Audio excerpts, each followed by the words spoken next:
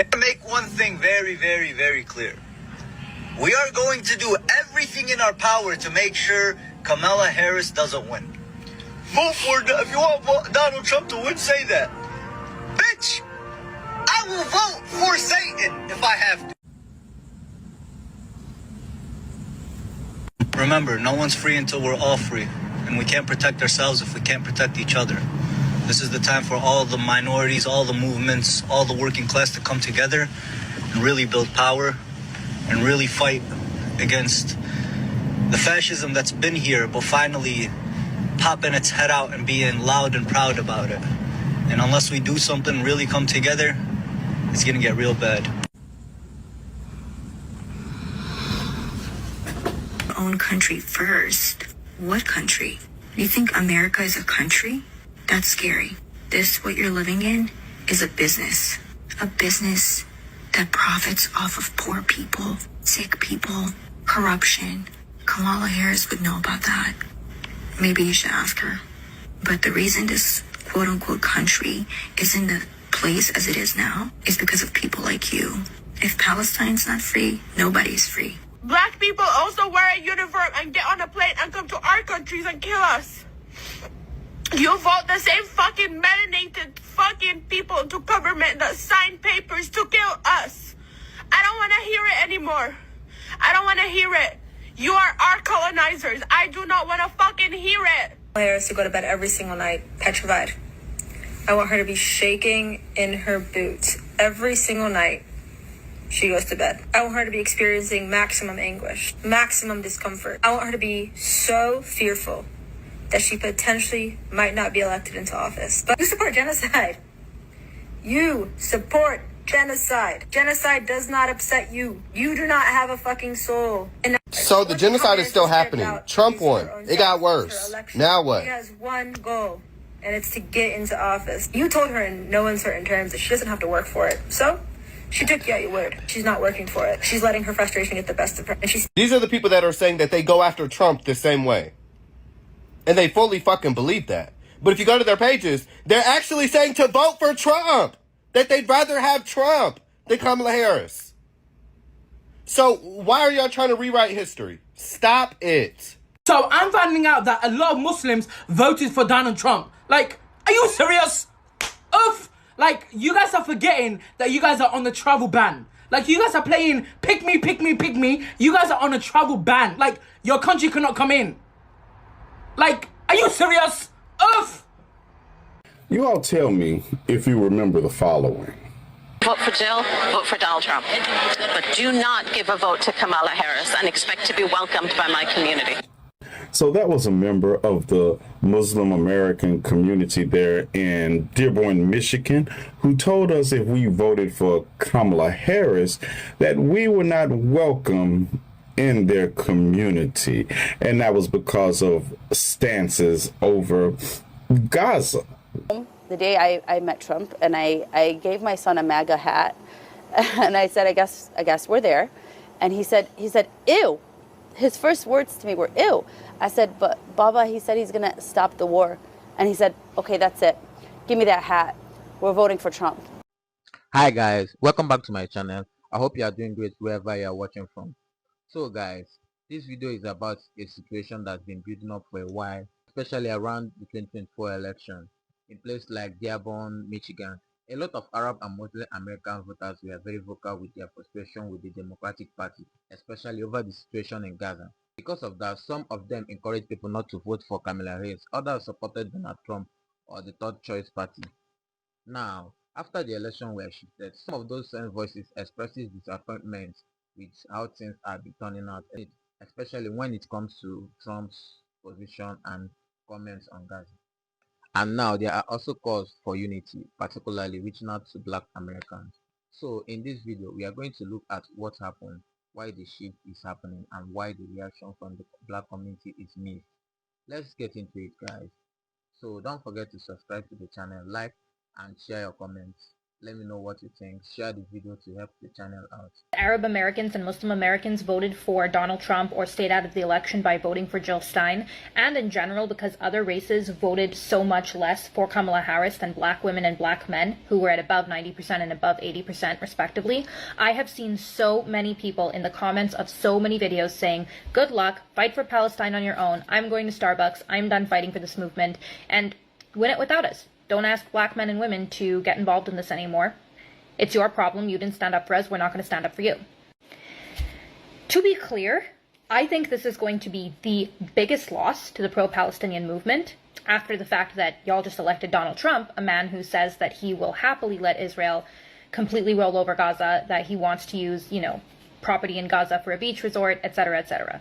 Netanyahu isn't even trying to hide the fact that now he can do whatever he wants. He's not even willing to negotiate a ceasefire. And we're... So when I say that the pro-Palestine movement just lost, I cannot actually tell you by how much. Because I don't think there's going to be a strong pro-Palestine movement in the US anymore, or even globally, because black men and women have always been at the forefront of that, and they are very rightfully saying, I quit, this is your problem now. Follow me if you're a superhero for more analysis about what's going on in the world right now. Weirdly, my videos are getting locked, so if you see this, please check out the last video that I did. Arab Americans for Trump just announced that they will be changing their name to Arab Americans for Peace after Donald Trump proposed taking over Gaza and redeveloping it to turn it into the Riviera of the Middle East. So here's what the group's leader said as to why they are dropping the for Trump from their name and changing it to for Peace. Quote, the talk about what the president wants to do with Gaza, obviously, we're completely opposed to the idea of the transfer of Palestinians from anywhere in historic Palestine. And so we did not want to be behind the curve in terms of pushing for peace, because that has been our objective from the very beginning. Yet, if that was your objective from the beginning, then why were you supporting a guy who wanted to enact a Muslim ban and who was so transparently obvious, inciting completely against the Palestinian people? Like, whether or not you supported Kamala Harris was one thing, but there is no denying that she was more benevolent to the Palestinian people than Donald Trump. It's unfortunate that it took Donald Trump saying he wants to level Gaza for this group to realize that supporting Donald Trump may not have been in the best interests of the Palestinian people. Right quick, you all tell me if you remember the following. Vote for Jill, vote for Donald Trump. But do not give a vote to Kamala Harris and expect to be welcomed by my community. So that was a member of the Muslim American community there in Dearborn, Michigan, who told us if we voted for Kamala Harris, that we were not welcome in their community. And that was because of stances over Gaza, right? Well, yeah, this is going to be kind of awkward. Hold on. The U.S. will take over the Gaza Strip, and we will do a job with it, too. We'll own it and be responsible. Hold on. He's not finished. People of the area do a real job, do something different. Just can't go back. If you go back, it's going to end up the same way it has for 100 years. So this your man's, right? This your man's here talking about turning a demolition site into the Riviera of the Mideast. And those of us who stood with you, you told us we wouldn't welcome in your community if we didn't vote for your mans here, or Jill Stein, right? Question, where's Jill Stein now? Well, she doesn't seem to be answering the phone right now. And while I will never be okay with the carpet bombing of children, I will say this. If you all need any help in the community you told us we wasn't welcome to, since Jill Stein isn't answering, remember, you can always call Ghostbusters. Hey, I'm a Palestine supporter, and there were a few very important things I'd like to discuss. I've been hearing horror stories about how some, not all, some Palestine supporters are treating members of the black community. They're basically making fun of them, talking crap about them, and then, get this, after all that, having the audacity to ask them to speak up for Palestine. That is shameful. It is absolutely disgusting. And mind you, these people that are doing all this racist nonsense are literally like, they would never show up for black people. And they're asking black people to show up for Palestine. Like, are you stupid? Is there a screw loose up here? Like, Remember, no one's free until we're all free. And we can't protect ourselves if we can't protect each other. This is the time for all the minorities, all the movements, all the work. But didn't you... We are going to do everything in our power to make sure Kamala Harris doesn't win. Vote for, if you want to vote Donald Trump. No, I don't know if black people holistically have told you. We done with that holding hands and being side by side and going against the grain. That's over. And a lot of y'all thought it was a joke. A lot of y'all thought it was a game after the election. Everybody from that movement was like, oh, that's just black people online. That don't represent the whole black community. You sure about that now? Because they saying it in real life too. Real bad. Again, you want any type of black solidarity, any type of black anything, you need to clock that anti-blackness. We've been telling y'all this for 6-7 months, and you guys still continue to not listen. You called a black woman outside of her name. And then you try to justify it by saying she's a war criminal when she ain't. She was just the vice president of the United States of America. You're a misogyny and you're anti-blackness is why you didn't vote for her. You sat here and said out your mouth, I'd rather vote for Satan himself than vote for Kamala Harris. Well, Satan is in the office now. He's in the White House now. Now what? Now what? You sitting here talking about some, in order for, if you really want to be a revolutionary, you're telling black people, you as an Arab man is telling black people, if you want to be a true revolutionary, you can't sit here and play the two-party system. You don't even go to Trump rallies and disturb their peace. Hell, matter of fact, most of your people don't even attend Trump rallies and protest them. How you gonna sit here and tell black people how to be revolutionaries? Y'all on y'all own. Dead ass. gentle reminder. If you are a Palestine supporter, you don't support the black community, or you're racist towards black people, or you talk crap about black people, Palestinians don't want you. The liberation of Palestine is not just about Palestine, it's about liberation for all people. So if you're racist at all, we don't want you. I will acknowledge that Arabs can be very racist towards black people. I'm Arab myself. It's a known fact, and it's very embarrassing. So if you're racist towards black people, Palestine doesn't want you, nor do they need you. Has anybody heard from the Muslim leaders from Hamtramck and Dearborn, Michigan? The mayor of Hamtramck, you know, the one that started praising and kissing Donald Trump's ass just before the election, and said because of Trump's promise to protect Gaza and the Palestinians, everybody should vote for Donald Trump. And he got a whole lot of the Muslim community around Detroit to vote for Donald Trump. I'm just wondering if anybody heard from those leaders. I mean, after Donald Trump came and made the token visit to tell them sweet lies so that they could sell out their own people, they went on the local news channels and told Detroiters, vote for Donald Trump, don't vote for Kamala Harris. Because he stands for Palestine, he stands for peace in that whole conflict. And you could see the sliminess of these leaders, these men who persuaded much of their community to vote for Trump. Has anybody heard from them? I just want to know, has anybody heard? Because Trump barely won Michigan. Had they not followed these shady, slimy leaders, those in the Muslim community,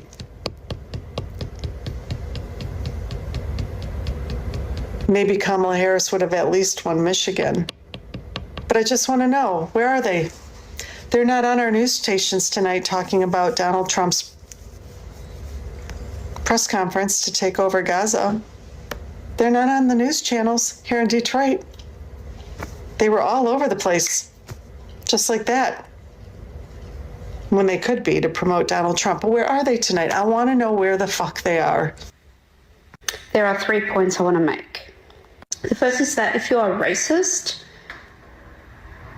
Palestine doesn't need you, nor do they want you. Because Palestine is about liberating Palestinians, but also it's about liberating all people. If you are here only to liberate Palestinians and you don't care about anyone else, you are exacting the same form of racism that Zionists are doing to Palestinians. It is literally the same thing. They just do it worse. They're just worse. But it's still the same concept. You cannot say, freedom for Palestine, freedom for Palestine. I don't give a fuck about black people. They're this, they're that. And talk shit about them. Doesn't work that way. And mind you, black people are harmless. They do not hurt other people. They don't sit there bombing countries. And then the second point I want to make is, where is your integrity? To go talk crap about black people and then ask them to speak up for Palestine, and then on top of that, shame them if they don't speak up for Palestine, like...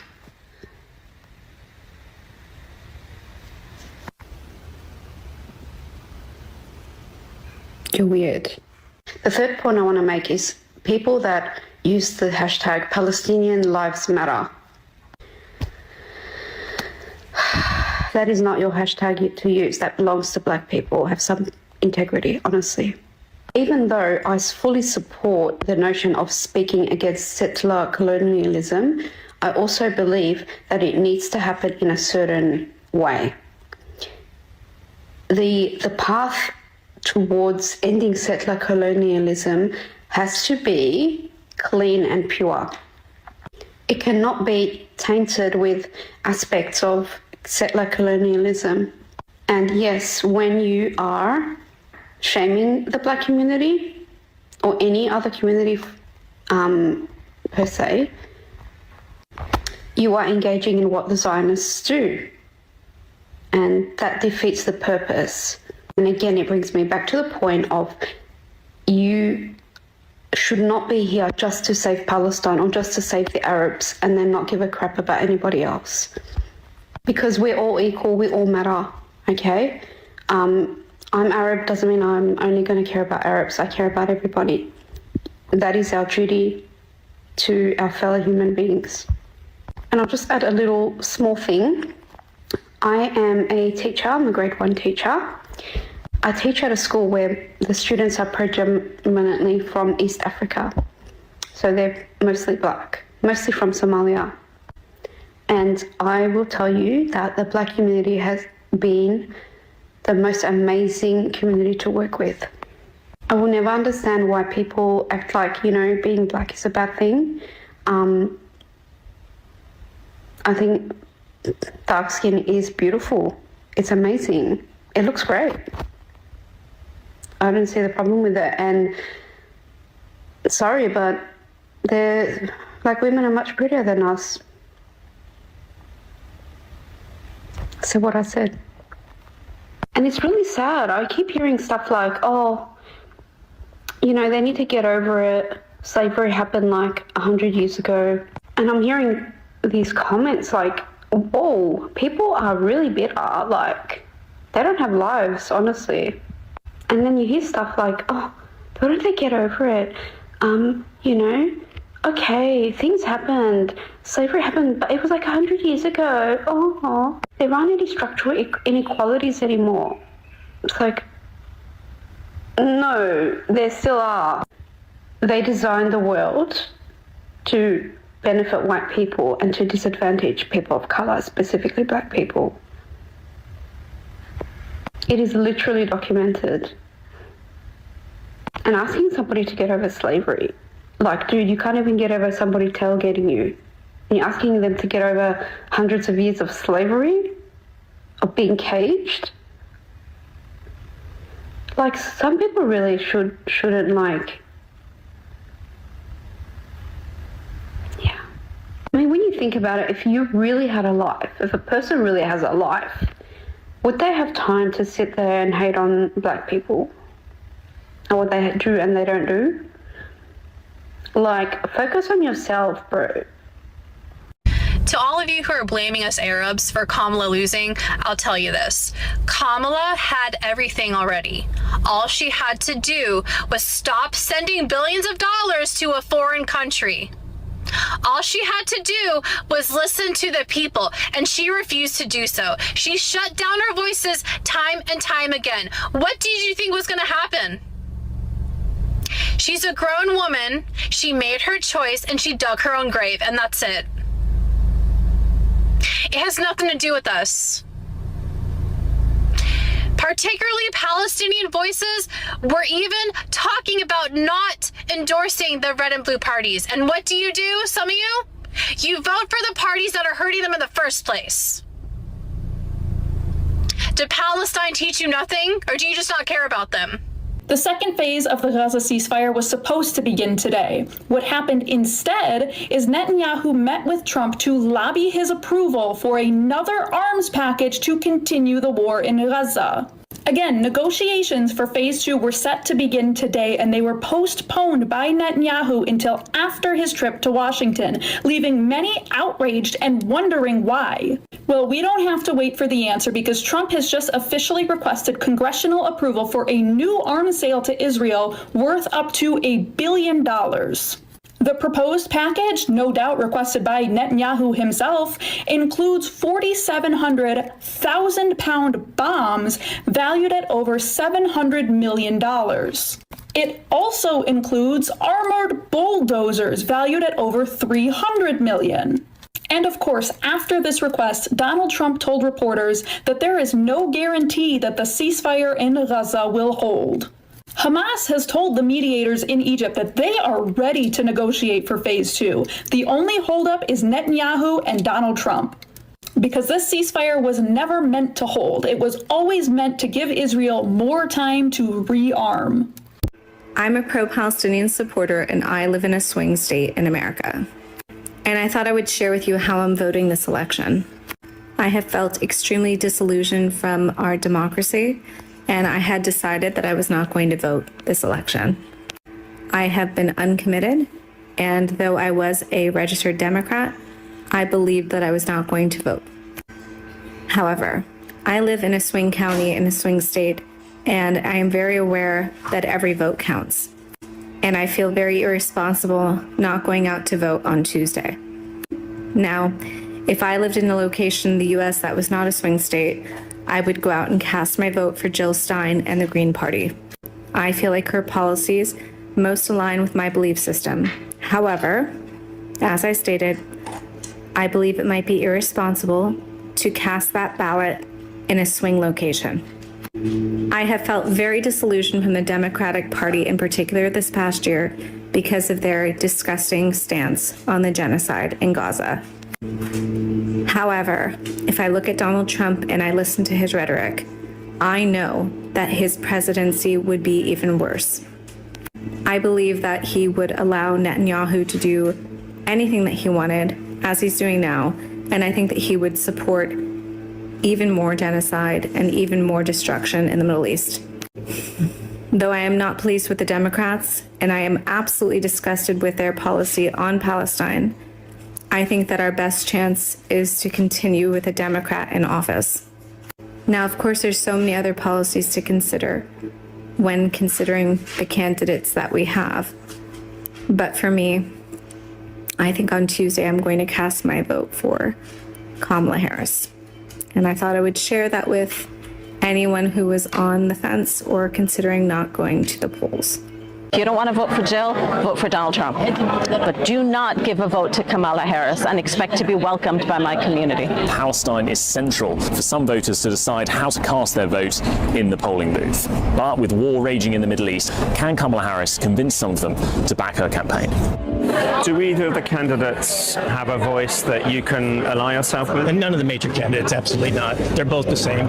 She says words such as self-determination, and too many Palestinian lives have been lost, as if there is a number that's acceptable. And I don't understand how my people's lives are lost, as if they can't be found, instead of them being deliberately targeted by the very weapons that she continues to fund and to send. There isn't much of a difference between him and Kamala Harris. But I do know one thing.